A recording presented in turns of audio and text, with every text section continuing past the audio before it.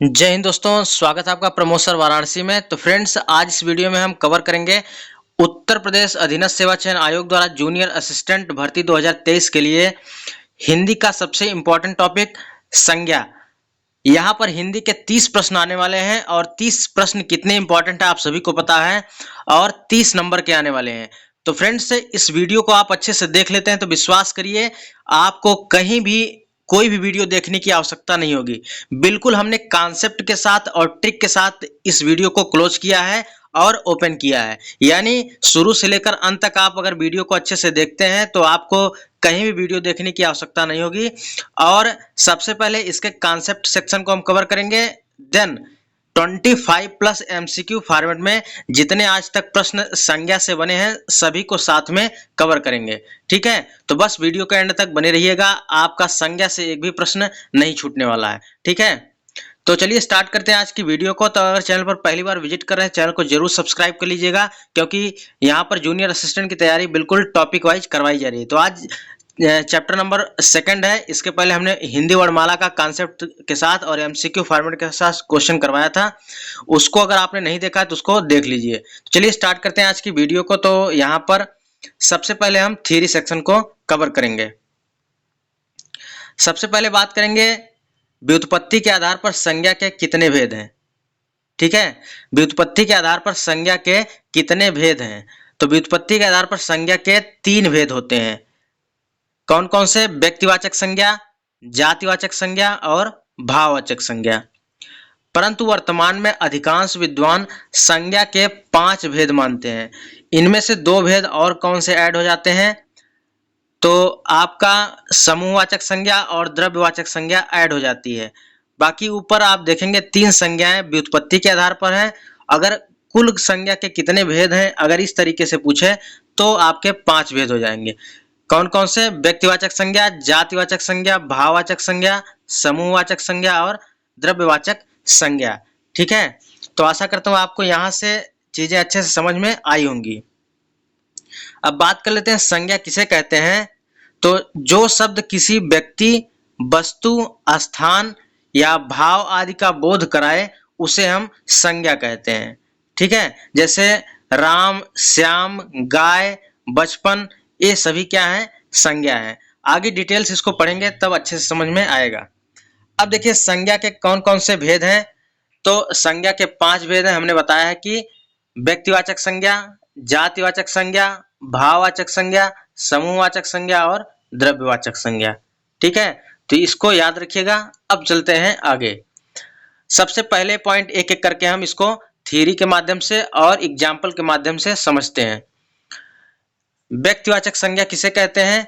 जो शब्द किसी निश्चित व्यक्ति, ठीक है, किसी निश्चित व्यक्ति, वस्तु, स्थान के नाम का बोध कराए उसे हम व्यक्तिवाचक संज्ञा कहते हैं। याद रखिएगा इसका ट्रिक क्या है कि किसी चीज का नाम हो, कोई व्यक्ति हो उसका नाम हो, कोई दिशा हो उसका नाम हो, देश का नाम हो, नदी का नाम हो, सागर का नाम हो, यानी उसका नाम होना चाहिए। तो यानी व्यक्ति का नाम होना चाहिए, वस्तु का नाम होना चाहिए, दिशाओं का नाम होना चाहिए और नदियों का नाम होना चाहिए। यानी जिसका नाम रहेगा उसे हम कहेंगे व्यक्तिवाचक संज्ञा। अब एग्जाम्पल कैसे हैं? जैसे व्यक्तियों के नाम राम, सीता, राधा, सुरेश, महेश, दिनेश, ये सभी क्या है? व्यक्तियों के नाम है। तो यहाँ पर व्यक्तिवाचक संज्ञा हो जाएगा। तो ऐसे एग्जाम्पल पूछ लेगा कि राम क्या है, तो राम व्यक्तिवाचक संज्ञा है क्योंकि राम किसी व्यक्ति का नाम है। नेक्स्ट है दिशाओं का नाम। दिशाओं के नाम में जैसे सभी को पता है 4 दिशाएं होती हैं, पूरब, पश्चिम, उत्तर, दक्षिण। तो किसी भी दिशा का नाम दिया तो है, बस नाम दिया है तो यानी यहाँ पर व्यक्तिवाचक संज्ञा। देश का नाम भारत, चीन, जापान, नेपाल, कुछ भी आ जाए, यहाँ पर देश का नाम दिया है, इसकी वजह से व्यक्तिवाचक संज्ञा। नदियों के नाम हो जाए गंगा, यमुना, सरस्वती, महानदी, कावेरी, कुछ भी आ जाए, यानी नदियों के नाम है, इसकी वजह से यहाँ पर व्यक्तिवाचक संज्ञा हो जाएंगी। सागरों के नाम प्रशांत महासागर, लाल सागर, अरब सागर, कुछ भी आ जाए तो यहाँ पर ये हो जाएंगे। पर्वतों के नाम और एग्जाम्पल देख लेते हैं। पर्वतों के नाम हिमालय, अरावली, सतपुड़ा, यहाँ पर पर्वतों के नाम दिए गए हैं, इसकी वजह से यहाँ पर व्यक्तिवाचक संज्ञा। नगरों के नाम दिल्ली हो गए, लखनऊ, बनारस, आगरा, प्रयागराज, लखनऊ, ठीक है। समाचार पत्रों के नाम पंजाब केसरी, दैनिक भास्कर, ये सभी व्यक्तिवाचक संज्ञा के उदाहरण हैं। ठीक है, बाकी ग्रह नक्षत्र के नाम सूर्य चंद्रमा, त्योहारों के नाम विजयदशमी, होली, दीपावली। तो यहाँ पर इतने सब चीजें दी गई हैं। यानी अगर ओवरऑल ट्रिक की बात करें तो बस आपको कुछ नहीं करना है, बस माइंड में रखना है कि किसी व्यक्ति का, वस्तु का, दिशा का नाम हो तो उसे हम कहते हैं व्यक्तिवाचक संज्ञा। बस आपका व्यक्तिवाचक संज्ञा कंप्लीट हो गई। ठीक है, यहां से कोई भी प्रश्न आएगा आपका गलत नहीं होगा। अब चलते हैं नेक्स्ट पॉइंट पर। तो यहाँ पर जो इंपॉर्टेंट चीज है इसको देख लेते हैं। जो वस्तुएं विश्व में केवल एक हैं उनके नाम भी व्यक्तिवाचक संज्ञा में आते हैं। लाइक एग्जाम्पल के माध्यम से देखते हैं, सूर्य, चंद्रमा, पृथ्वी, ये तो पूरे विश्व में केवल एक ही है, इसके वजह से यहाँ पर व्यक्तिवाचक संज्ञा हो जाएगी। व्यक्तिवाचक संज्ञा का प्रयोग एक वचन के रूप में होता है। ऐसा नहीं कि सूर्य है तो बोल देंगे सूर्या, चंद्रमा है तो बोल देंगे चंद्रमे, ऐसा नहीं है। यानी व्यक्तिवाचक संज्ञा का प्रयोग केवल एक वचन में प्रयोग होता है। ठीक है, अब यहां से हमारा व्यक्तिवाचक संज्ञा कंप्लीट होता है। चाहे जैसे यहां से प्रश्न बन जाए आपका एक भी क्वेश्चन गलत नहीं होगा। अगला पॉइंट है जातिवाचक संज्ञा। जातिवाचक संज्ञा में क्या है, जो शब्द किसी व्यक्ति, वस्तु या समस्त जाति का बोध कराए उसे हम जातिवाचक संज्ञा कहते हैं। जैसे पर्वत, नदी, मनुष्य, लड़का। यानी जो किसी व्यक्ति या वस्तु की समस्त जातियों का बोध कराए, नाम ना दिया रहे, केवल जैसे पर्वत दे दिया और इसका नाम ना दिया रहे कि अरावली पर्वत है क्या है, तो उसे हम क्या कहेंगे, जातिवाचक संज्ञा कहेंगे। जैसे एग्जाम्पल के माध्यम समझते हैं, यहाँ पर माता यानी देश की सभी माताएं आ जाएंगी, बहन यानी सभी बहनें आ जाएंगी, भाई सभी भाई आ जाएंगे। यानी स्पेशल रूप से किसी व्यक्ति का, किसी वस्तु का नाम नहीं लिया है, बस केवल बोल दिया है कि माता। माता का मतलब हो गया समस्त माताएं, तो इसके वजह से यहाँ पर जातिवाचक संज्ञा। व्यवसाय का मतलब क्या होगा, जैसे डॉक्टर, डॉक्टर किसी की, डॉक्टर जो है किसी व्यक्ति का नाम तो है नहीं, डॉक्टर समस्त जातियों का नाम है। यानी जैसे कह दिया जाए कि डॉक्टर से समस्त डॉक्टर आ जाएंगे, सभी डॉक्टर आ जाएंगे। गाय, घोड़ा, कुत्ता, तो स्पेशल किसी गाय की बात नहीं कर रहा है कि साहीवाल गाय। अगर बोल देता साहीवाल गाय तो अगर बोल देता साहीवाल तो उसके बाद यहाँ पर आपका व्यक्तिवाचक संज्ञा हो जाता। लेकिन यहाँ पर गाय बोल दिया, इसके वजह से यहाँ पर जातिवाचक संज्ञा हो जाएगा। घोड़ा बोल दिया, घोड़ा यहाँ पर जातिवाचक हो जाएगा। कारण क्या है कि जैसे चेतक घोड़ा, ठीक है, तो घोड़े का नाम तो बोला नहीं है, इसके वजह से यहाँ पर जातिवाचक। यानी अगर नाम ले ले किसी व्यक्ति, वस्तु, स्थान का तो आपका व्यक्तिवाचक संज्ञा, अगर नाम ना ले तो जातिवाचक संज्ञा। ठीक है, ये रही आपकी ट्रिक। अब चलते हैं, अब समझ लेते हैं कि व्यक्तिवाचक एवं जातिवाचक संज्ञा में क्या अंतर है। देखिए, जातिवाचक संज्ञा पूरे समूह या वर्ग का बोध कराती है, परंतु व्यक्तिवाचक संज्ञा किसी एक का बोध कराती है। जैसे एक चीज हम पकड़ लेते हैं यहाँ पर, जाति। तो अगर हम पुरुष का नाम लेते हैं, जैसे पुरुष, तो यानी संसार के सभी पुरुष आ जाते हैं, यानी समस्त जातियों का बोध हो रहा है, तो ये आपका जातिवाचक संज्ञा हो गया। अब वहीं व्यक्तिवाचक संज्ञा में राम, तो राम क्या हो गया, जातिवाचक, किसी व्यक्ति का नाम ले लिया गया। ठीक है, तो आपका व्यक्तिवाचक संज्ञा हो गया। कवि, कवि जैसे कालिदास है, तो कालिदास तो व्यक्ति का नाम हो गया, इसके वजह से यहाँ पर व्यक्तिवाचक संज्ञा। लेकिन कवि से समस्त कवि आ गए, इसके वजह से यहाँ पर जातिवाचक संज्ञा हो गया। नदी जातिवाचक संज्ञा, गंगा व्यक्तिवाचक संज्ञा, पर्वत जातिवाचक संज्ञा, हिमालय व्यक्तिवाचक संज्ञा। ठीक है, जैसे मंत्री होते हैं, पुस्तक होते हैं, शहर होते हैं, सभी जातिवाचक में आएंगे। और व्यक्ति में जैसे मुंबई, महाभारत, नरेंद्र मोदी, ये सभी क्या है, व्यक्तिवाचक संज्ञा में आ जाएंगे। ठीक है, तो आशा करता हूं यहां से आपको ये चीजें समझ में आई होंगी। अब है तीसरा, क्योंकि व्युत्पत्ति के आधार पर संज्ञा के तीन भेद हैं, व्यक्तिवाचक संज्ञा, जातिवाचक संज्ञा और भाववाचक संज्ञा। तो यहां पर आप पढ़ेंगे भाववाचक संज्ञा। भाववाचक संज्ञा किसे कहते हैं, तो भाववाचक संज्ञा जो शब्द किसी व्यक्ति, वस्तु के गुण, दोष, भाव या दशा का बोध कराते हैं उसे हम क्या कहते हैं, भाववाचक संज्ञा कहते हैं। भाववाचक संज्ञा बनाते समय जातिवाचक संज्ञा सर्वनाम, क्रिया, विशेषण तथा अव्यय आदि शब्दों में आव, ता, त्वा, पन, पा, पन, अन, या, ई और वट, हट इत्यादि प्रत्यय जोड़कर दिए जाते हैं। यानी किसी शब्द के जब अंत में कोई चीज जुड़ता है तो उसे हम प्रत्यय कहते हैं, और उपसर्ग किसी शब्द के पहले जुड़ जाता है। ठीक है, अब यहाँ पर एग्जाम्पल के माध्यम समझेंगे। भाववाचक संज्ञा का निर्माण मुख्य रूप से 5 प्रकार से होता है। याद रखिएगा, यह क्वेश्चन पूछा गया है। पूछता है कि भाववाचक संज्ञा का निर्माण कितने शब्दों से होता है, कितने प्रकार के शब्दों से होता है, तो 5 प्रकार के शब्दों से होता है। ठीक है, अभी हमने पीछे बताया कि जातिवाचक संज्ञा, सर्वनाम, क्रिया, विशेषण, अव्यय से भाववाचक संज्ञाएं बनाई जाती हैं। एक एक करके हम लोग देख लेते हैं इसको। जातिवाचक में जैसे मानव आ गया, और इसमें हम ता जोड़ देंगे, बन जाएगा मानवता। दास, दास आपका समस्त जातियों का बोध करा रहा है। दास का मतलब क्या हो गया, पूरे देश के समस्त दास हो गए। दास का इसमें ता जोड़ देंगे, दासता, यानी भाववाचक बन जाएगा। बच्चा है, बच्चा का बचपन हो जाएगा। हमने बोला था कि पन भी जोड़कर भाववाचक संज्ञा बनाई जाती है। स्त्री, स्त्रीत्व हो जाएगा। व्यक्ति, व्यक्तित्व हो जाएगा। ठीक है, इसी प्रकार जो है वीर, वीरता हो जाएगा। प्रभु, प्रभुता हो जाएगा। और छत्री, छत्रित्व हो जाएगा। अब सर्वनाम से जो बनता है, सर्वनाम से देखते हैं। स्वा से स्वत्व बनेगा, अहं से अहंकार बनेगा, पराया से परायापन बनेगा, अपना से अपनापन बनेगा, निज से निजत्व बनेगा। ठीक है, इस वीडियो को 1 से 2 बार देखिएगा। विश्वास करिए फ्रेंड्स, अगर इसको अच्छे से आप देख लेते हैं, आपका एक सिंगल भी क्वेश्चन गलत नहीं होगा।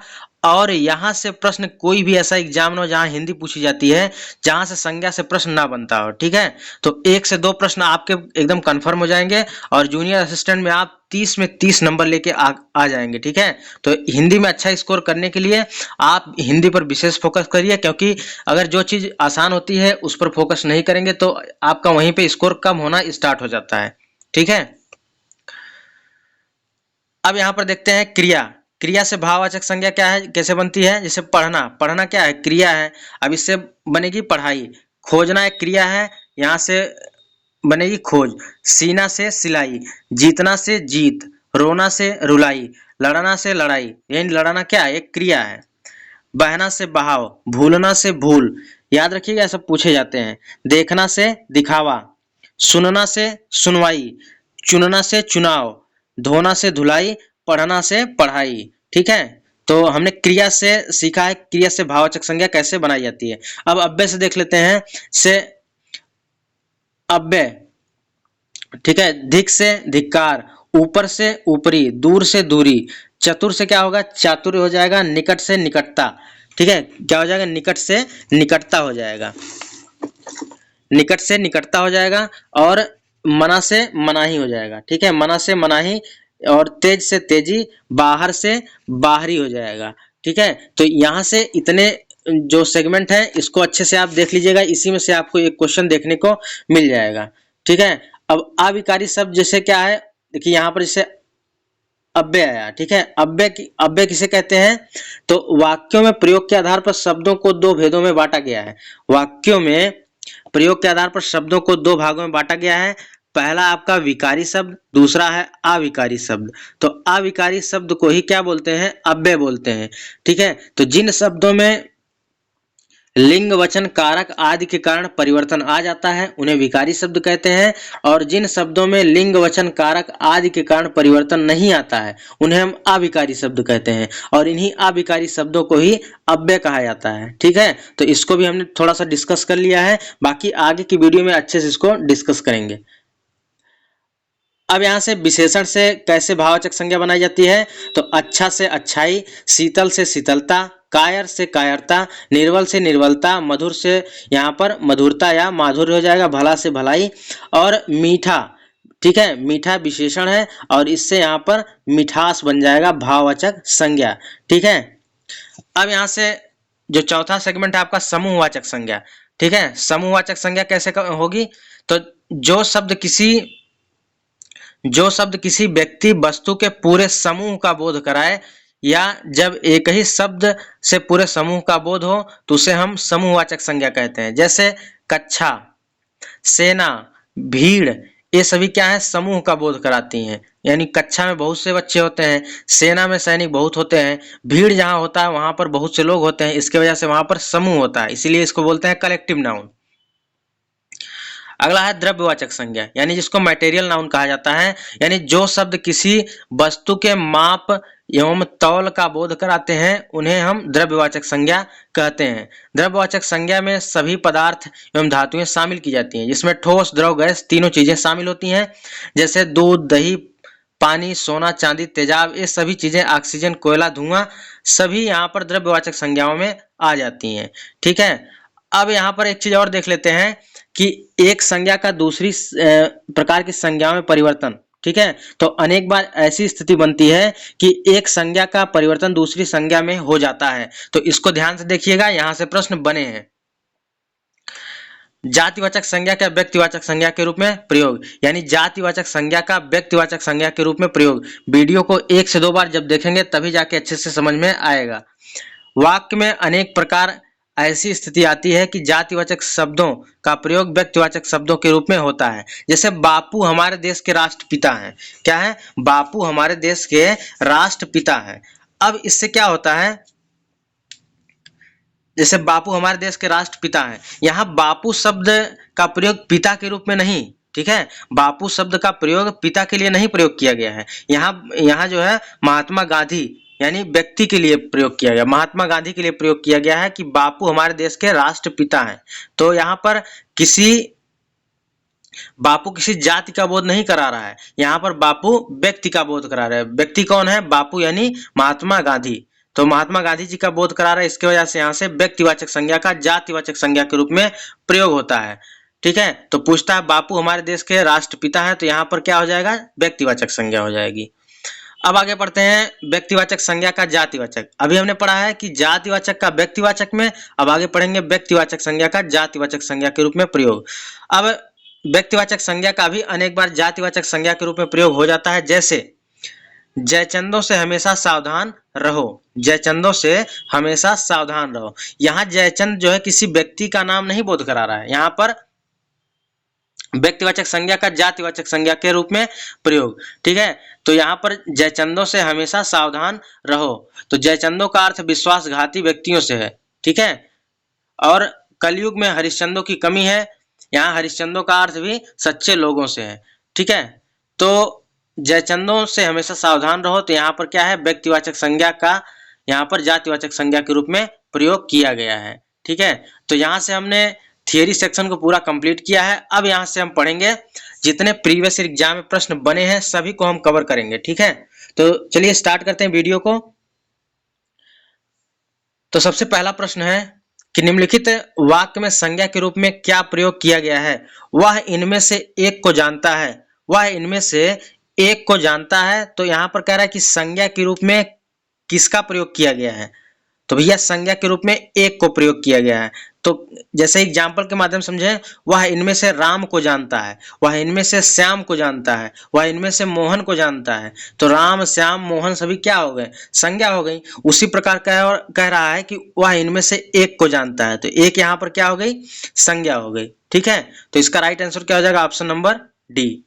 चलते हैं अगले प्रश्न पर। अगला क्वेश्चन है, कह रहा है कि निम्नलिखित प्रश्न में संज्ञा शब्द को पहचानिए। तो चातुर्य क्या है? चातुर्य आपकी संज्ञा हो जाएगी। ठीक है, चातुर्य संज्ञा पुल्लिंग शब्द है, और शेष दिए गए तीनों विकल्प मीठा, मधुर, चतुर, ये सभी विशेषण हैं। देखिए, विशेषण पहचानने का सबसे अच्छा तरीका क्या है? एक ट्रिक है, आप किसी भी शब्द के आगे कैसा लगा दीजिए। ठीक है, कैसा लगा दीजिए और उसके बाद आपका आंसर तुरंत मिल जाएगा। जैसे पहचानना है, कैसा है? मीठा है। कैसा है? चतुर है। कैसा है? यहाँ पर मधुर है। ठीक है, तो यहाँ पर आपके विशेषण हो गए, जबकि चातुर्य क्या है? आपकी संज्ञा है। ठीक है, अब चलते हैं अगले प्रश्न पर। अगला क्वेश्चन है, किसी व्यक्ति, वस्तु, स्थान के नाम को क्या कहते हैं? यूपीएसआई में प्रश्न पूछा गया 2017 में। तो हमने सबसे पहले ही ये बताया था कि इसकी परिभाषा, संज्ञा की परिभाषा सबसे पहले ही हमने बताया था कि व्यक्ति, वस्तु या स्थान के नाम को संज्ञा कहते हैं। तो राइट आंसर हो जाएगा ऑप्शन नंबर ए। अगला प्रश्न है, व्युत्पत्ति के आधार पर संज्ञा के कितने भेद हैं? तो व्युत्पत्ति के आधार पर संज्ञा के 5 भेद हैं। कौन कौन से? व्यक्तिवाचक संज्ञा, जातिवाचक संज्ञा, देखिए हाँ सॉरी, व्युत्पत्ति के आधार पर पूछ रहा है, तो व्युत्पत्ति के आधार पर यहाँ पर 3 संज्ञाएं हो जाएंगी। ठीक है, व्युत्पत्ति के आधार पर 3 प्रकार की संज्ञाएं, जैसे यहाँ पर ऋण संज्ञा, यौगिक संज्ञा और योग ऋण संज्ञा, ठीक है। और संज्ञा के अगर कुल भेद पूछे तो संज्ञा कुल 5 भेद हो जाएंगे, ठीक है। संज्ञा कुल 5 भेद कौन कौन से हैं? तो व्यक्तिवाचक संज्ञा, जातिवाचक संज्ञा, भाववाचक संज्ञा, द्रव्यवाचक संज्ञा और समूहवाचक संज्ञा। जब पूछे संज्ञा के कुल कितने भेद होते हैं तब 5 बताना है, और व्युत्पत्ति के आधार पर पूछे तो 3 बताना है। इसमें याद रखिएगा दोनों में माइनस डिफरेंस है। अब यहाँ से पढ़ते हैं अगले क्वेश्चन पे। यहाँ से जो महत्वपूर्ण प्रश्न पूछे गए हैं, निम्न में से संज्ञा शब्द है, कौन सा संज्ञा शब्द है? तो आकाश संज्ञा शब्द है। अगला प्रश्न है निम्न में से संज्ञा शब्द है, कौन सा संज्ञा शब्द है? तो पहाड़ संज्ञा शब्द है, ठीक है। यहाँ पर किसी स्पेशल पहाड़ी के बारे में नहीं बताया, पहाड़ यहाँ पर जातिवाचक संज्ञा हो जाएगा। यहाँ पर अरावली पर्वत या किसी पर्वत का नाम नहीं लिया, किसी पहाड़ का नाम नहीं लिया है, तो इसके वजह से यहाँ पर जातिवाचक संज्ञा हो जाएगा।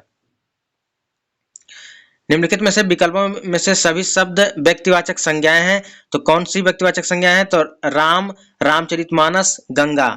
राम किसी व्यक्ति का नाम हो गया, रामचरितमानस ग्रंथ का नाम हो गया, गंगा नदी का नाम हो गया। यानी किसी चीज का नाम दिया है, इसकी वजह से यहाँ पर व्यक्तिवाचक संज्ञा हो जाएगी।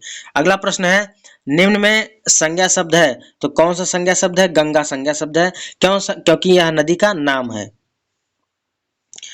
अगला है कि जिन संज्ञाओं से एक ही प्रकार की वस्तुओं अथवा व्यक्तियों का बोध होता है उन्हें हम कहते हैं जातिवाचक संज्ञा कहते हैं। तो राइट आंसर हो जाएगा ऑप्शन नंबर बी, जातिवाचक संज्ञा। अगला प्रश्न है पशु चर रहे हैं, रेखांकित शब्द है, तो यहाँ पर जातिवाचक। पशु से क्या हो गया? पशु से भारत के या विश्व के सभी पशु आ जाएंगे, इसके वजह से जातिवाचक संज्ञा हो जाएगा। तो राइट आंसर हो जाएगा ऑप्शन नंबर बी। अगला प्रश्न है जातिवाचक संज्ञा शब्द है, तो वकील। वकील जो है समस्त वकीलों के बारे में बता रहा है, यहाँ पर पूरे विश्व के सभी वकीलों के बारे में बता रहा है, किसी स्पेशल वकील के बारे में नहीं बता रहा है। तो यहाँ पर जातिवाचक संज्ञा हो जाएगा। राइट आंसर हो जाएगा ऑप्शन नंबर डी। अगला है गाय। गाय कौन सी संज्ञा है? ये भी जातिवाचक संज्ञा है। कारण क्या है? किसी गाय का नाम तो लिया नहीं कि यह साहीवाल गाय है या कौन सी गाय है, तो इसके वजह से नाम नहीं लिया, तो यहाँ पर जातिवाचक संज्ञा हो जाएगी। अगर कहता साहीवाल गाय तो यहाँ पर व्यक्तिवाचक संज्ञा हो जाती। अगला प्रश्न है कि राज्यपाल में कौन सी संज्ञा है? राज्यपाल में जातिवाचक संज्ञा है।